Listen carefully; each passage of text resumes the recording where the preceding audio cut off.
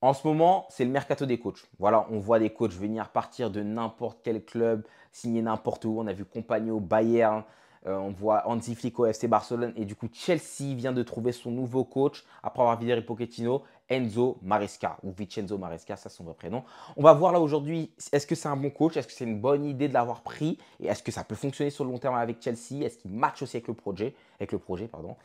Avant que la vidéo commence, n'hésitez pas à vous abonner, mettre le pouce bleu, mettre un petit commentaire pour le référencement et c'est parti pour la vidéo. Vincenzo Maresca, Vincenzo Maresca. Ah là là, Chelsea, Chelsea. Déjà pour moi, je vous ai déjà fait une vidéo sur Pochettino. Pour moi, c'était pas spécialement une bonne idée de l'avoir licencié maintenant. Bon, licencié. De l'avoir fait partir maintenant. Et du coup, Chelsea a rebondi assez vite, hein, a recruté du coup le coach de Leicester, l'ancien coach de Leicester qui a quand même remporté la Championship. Ça fait que bon, c'est pas un loser entre guillemets. En plus, c'est un très jeune coach, il a que 44 ans. C'est un ex-footballeur. Dans sa carrière, il a joué dans quelques clubs quand même. La Juve notamment, la Séville. C'était pas non plus un joueur énorme. Voilà, c'était un joueur assez random. Voilà, les joueurs qui passent un peu sous les radars. On ne fait pas trop attention à eux. Mais au final, il a mené sa petite carrière. Quand même, il a mené sa petite carrière. En tant qu'entraîneur, du coup, il est arrivé dans le circuit assez rapidement. Voilà, Leicester, c'est son deuxième club professionnel qu'il entraîne réellement. Il a fait un petit passage à Parme en 2021-2022, un passage qui n'a pas du tout fonctionné. Il a joué peut-être 15 matchs, ça n'a pas du tout fonctionné. Avant son passage à Parme, il avait entraîné les U23 de Manchester City, avec lesquels il a quand même remporté la première Ligue 2. Et dans son équipe, il y avait notamment Palmer et Lavia. Si ça, c'est pas le destin, c'est quoi ça? Franchement, le destin les a réunis. Les destins vraiment les a réunis. Et il y a aussi un autre joueur de Chelsea qui l'a déjà entraîné. On va voir ça un peu juste après. Du coup, après ce passage chez les U23, il est passé à Parme, comme j'ai dit. Et après Parme, il a été assistant de Pep Guardiola de 2022-2023. Du coup, la saison passée, où il a remporté du coup la Ligue des Champions, la Première Ligue et la FA Cup, si je ne me trompe pas. Du coup, il était présent lors du triplé en tant qu'assistant de Guardiola. Si c'est pas beau ça, c'est quoi? Franchement, si c'est pas beau, c'est quoi?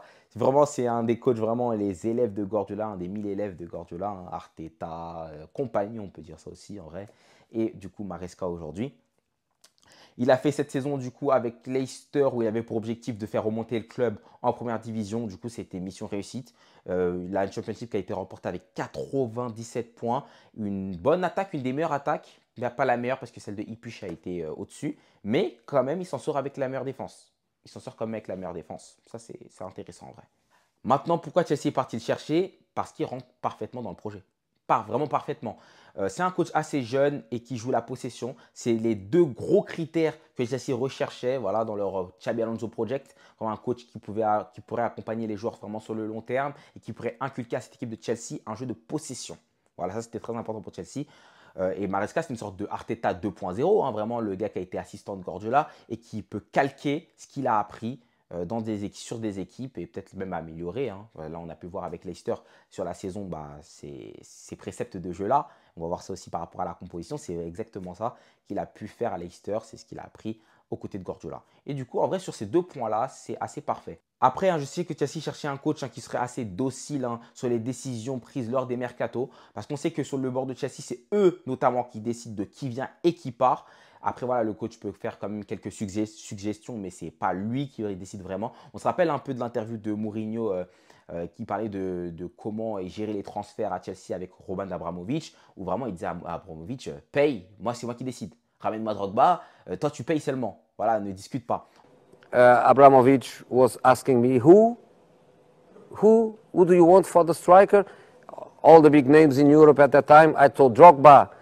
And who is he? Where is he playing? Mr. Abramovich, pay and don't speak.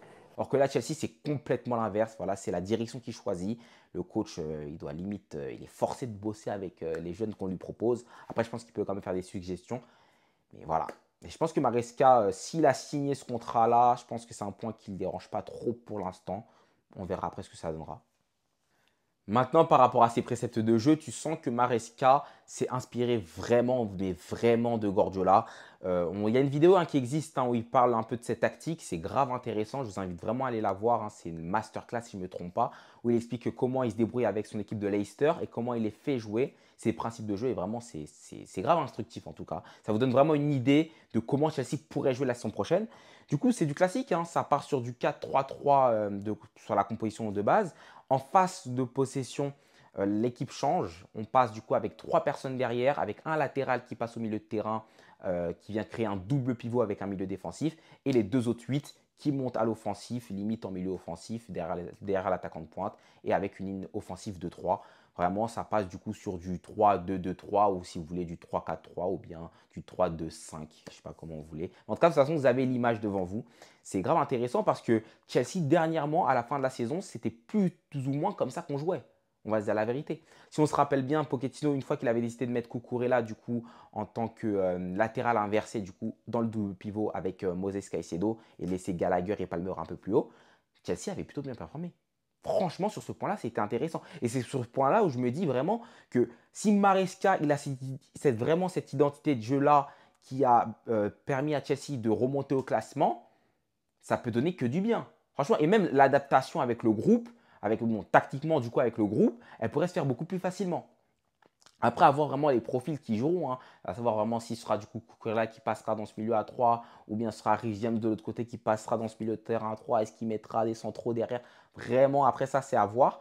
Du coup, ça, c'est vraiment en phase de possession. Après, en phase défensive, les joueurs reprennent un peu leur poste.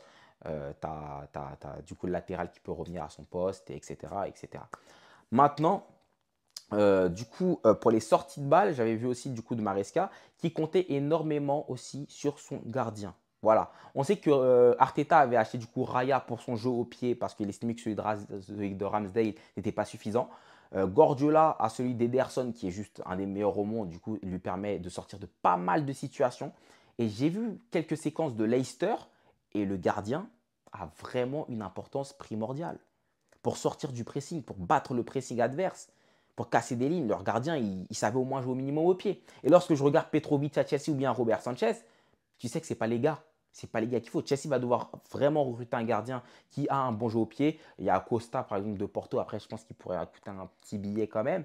Mais ce sera un bon investissement en vue de comment Maresca compte jouer. Franchement, ça, c'est un point vraiment très important. Chelsea doit investir du coup sur un gardien pour les sorties de balles parce que ça va être vraiment important. Parce qu'on se rappelle, hein, plusieurs fois dans la saison, on a vu Chelsea sortir des ballons bizarrement avec Petrovic qui pétait le ballon dans tous les sens dès que ça devenait un peu chaud pour lui. Or qu'en vrai, il y a vraiment besoin d'un gardien assez tranquille, capable de casser des lignes lors d'un bon pressing adverse pour pouvoir avancer le plus rapidement vers l'offensif. Parce que cette composition, en vrai, elle permet vraiment d'avoir une main mise sur le jeu, hein, notamment au milieu de terrain où vous êtes très clairement en surnombre, 4, sachant qu'il y a du coup le latéral qui s'est rajouté au milieu, vous êtes 4 au milieu de terrain. S'il y a Jackson Brown qui vient dézoner, ça passe à 5. Ça fait que les circuits de passe vont être assez rapides. Il y aura vraiment de la disponibilité. En plus, ça, Maresca, il aime le mouvement. Ce qui fait que 5 personnes au milieu de terrain qui font du mouvement, c'est top. En plus, ça, du coup, tu as les ailiers. Du coup, vous attirez un peu tout le monde au milieu de terrain. Tu as les ailiers du coup qui se retrouvent très souvent en duel en 1v1 directement avec le latéral opposé. Et en vrai, Madueke n'est pas mauvais dans ce domaine-là. Mudryk, il devra progresser. Sterling n'est pas mauvais. On voit à Leicester, c'est Mavididi hein, qui fait des différences énormes hein, et avec une qualité de frappe aussi. On se rappelle Chelsea aussi, on a pris lorsqu'on a affronté Leicester en FA Cup ou en Carabao Cup. En tout cas, en FA Cup, il me semble, Mavididi a fait une différence sur son couloir. Et ça, c'est un de tes préceptes de jeu, vraiment les ailiers qui vont devoir faire des différences techniques face aux latéraux directement. Et sinon, dans le jeu, il y aura une grosse densité et beaucoup de mouvements. Et ça, c'est cool. En plus, ça permet aussi d'être assez haut et de récupérer des ballons assez haut aussi. Et c'est cool. Et on peut voir que grâce à ça, c'est la meilleure défense de Championship. Tout comme Arteta est la meilleure défense de Premier League. Et avec Manchester City, Guardiola aussi, il n'a pas une défense catastrophique. Franchement, c'est plutôt pas mal, non? Voilà. Je pense que l'année prochaine, Chelsea, du coup, sur ce point-là, on aura la possession. Après, est-ce que ce sera le jeu le plus attractif de Premier League? Je ne sais pas. Il y aura sûrement des moments de possession stérile. Ça, c'est clair. On va devoir faire tourner le ballon énormément. Mais si le mouvement est mis, ce sera pertinent de toute façon. Là, je pense que vraiment, Chelsea pourrait être intéressant parce que le coach a vraiment cette identité de jeu qui a fait briller Chelsea sur ces derniers mois. Sachant que lui, je pense, pourrait l'affiner, pourrait l'améliorer. Après, voilà, à voir comment ça va matcher aussi avec les joueurs, ça c'est une autre question. Après, voilà, il connaît Palmer, il connaît Lavia, il se connaît aussi Cassadei hein, qu'il a eu avec Leicester pendant quelques mois, certes, mais je pense qu'il pourrait bien l'utiliser l'année prochaine parce qu'on a vu que cette année, il n'a absolument pas joué, malheureusement, pour lui. Maintenant, la vraie question, est-ce que ça va marcher pour lui à Chelsea? Moi, en vrai, je suis optimiste. Moi, je vais vous dire la vérité, je suis optimiste. Des coachs, on en a vu énormément passer. Pour moi, en vue de ses idées, il a des idées, ça va fonctionner forcément. Mais la question, la vraie question, c'est en combien de temps? Et c'est ça qui sera intéressant. Parce qu'on a vu Arteta prendre énormément de temps pour que ça fonctionne avec Arsenal. Je pense que Maresca, il n'aura pas autant de temps. On a vu Graham Potter se faire licencier au bout d'un an, alors qu'il me semble qu'il avait signé un contrat de peut-être 3-4 ans. Voilà, Chelsea n'est pas très patient sur ce point-là, et même les fans non plus. Hein. On a assez souffert dernièrement. Et franchement, je vous dis la vérité, moi, je ne suis pas prêt pour repartir sur une saison où on n'irait pas spécialement en Ligue des Champions l'année prochaine. Ça fait que Maresca, il aura une assez grosse pression. C'est le vrai défi de sa carrière. Il aura une grosse pression sur les résultats par rapport aux résultats. Il devra gagner, il devra aller au minimum en Ligue des Champions. Et en vrai, s'il peut remporter une coupe, franchement, moi, je serais content. Voilà, que ce soit la Conference League, la FA Cup ou la Carabao Cup, moi, je serais vraiment content sur ce point-là. Pour moi, ce sera une saison réussite si Chelsea va en Champions League et récupérer une coupe. Franchement, ce sera vraiment sur ce point-là une saison réussite.